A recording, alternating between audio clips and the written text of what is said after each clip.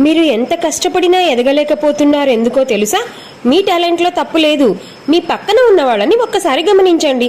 మీ చుట్టూ ఉన్న ఆ వ్యక్తుల సగటే మీ భవిష్యత్తు అని గుర్తించండి. గీతలో కృష్ణుడు అన్నాడు, కారణం గుణ సజ్ఞోస్య అంటూ. అంటే నీ సాంగత్యమే నీ ఎదుగుదలకి కారణం. దుర్యోధనుడికి శకుని తోడయ్యాడు, వినాశనం మిగిలింది. అర్జునుడికి కృష్ణుడు తోడయ్యాడు, విజయం వరించింది.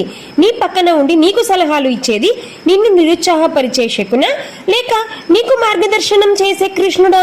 నువ్వు ఎవరితో సమయం గడుపుతున్నావో వాళ్ళ ఆలోచనలే నీ అలవాట్లుగా మారుతాయి. గెలిచే వాళ్లతో ఉంటే గెలవడం నేర్చుకుంటావు, ఏడ్చే వాళ్లతో ఉంటే ఓడిపోవడం అలవాటవుతుంది. నీ చుట్టూ ఉన్న సర్కిల్ని మార్చుకో, నీ లైఫ్ ఆటోమేటిక్గా మారుతుంది.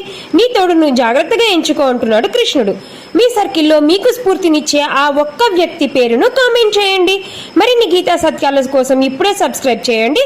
గీతా చైతన్యం. కృష్ణార్పణమస్తు.